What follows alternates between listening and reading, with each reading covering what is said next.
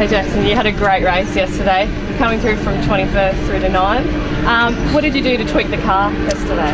Well, the biggest problem I've had most of the weekend is rear stability, so we sort of worked on trying to settle that down. We probably overdid it a little bit. We had too much understeer for the race, but it was a much better race car than what it was a qualifying car, and it meant that we could move up quite a bit during the race. Excellent. And you've had a great season so far. What do you attribute your success to? Well, I think the biggest thing that we've had, that we've done right is probably our race pace, and there's a couple of races that really paid off for us.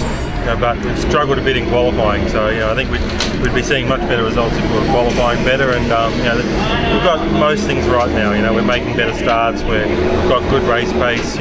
We're getting sort of 9 out of the 10 things you need right.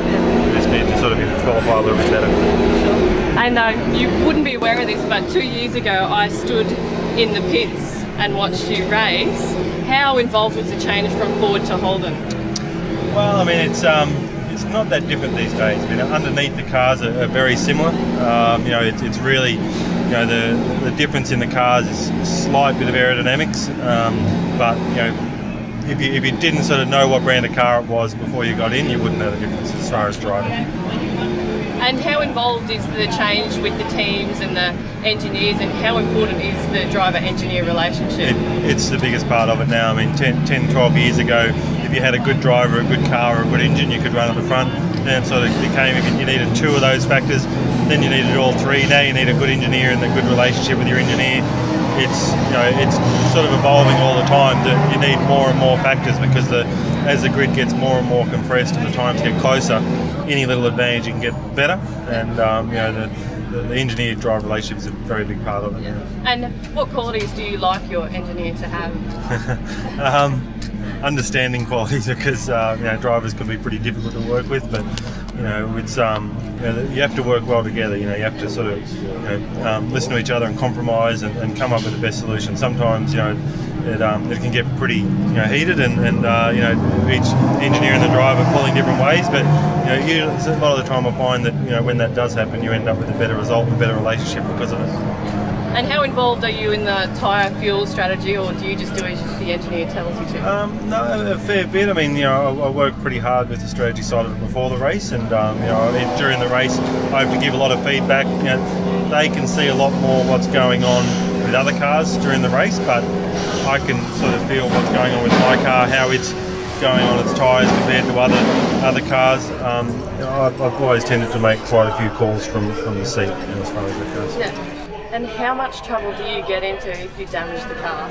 No, I mean, I think at the end of the day, if team owners are sort of being hard on the drivers, for damaging the car, then they're doing it for the wrong reasons. Unless you're a repeat offender, they want their drivers to go out there and have a serious go, and like I said, as long as you're not doing it all the time, I think that sometimes if a driver isn't damaging it enough, he's probably not having a good enough go. Okay. And you've been around for a while. What would you say your proudest moment or achievement is? I think when I raced overseas in America. Really enjoyed that. Being on the grid at the Gold Coast Indy 300 back in 2000 as an Aussie, back when there weren't many Aussies at that level in world motorsport, was pretty special. Winning Bathurst in 1998, it's not every day you get to win Bathurst. You only get one shot at it a year, and the second one's a hell of a lot harder to win than the first one. So, to stay on the top step there, at a pretty young age is pretty special. And what would you be doing if you weren't a V8 supercar driver? I don't know, I'd probably still be a fitter and turner, or I really enjoy photography. If I could sort of still go to car racing and take photos of cars rather than driving, I'd still be pretty happy. Excellent. So if you had only one race left in you, where would you race it? In Australia, Bathurst. I mean, there's sort of no better track, in most of the world, let alone Australia. So, to go to Bathurst and have a race is always pretty special. Yeah. And if you're leading a race, who don't you want chasing you?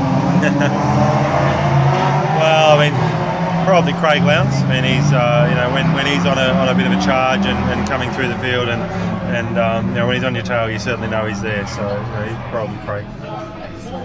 Okay, well, I actually asked my father yesterday his opinion of you, and he's a one-eyed Ford man.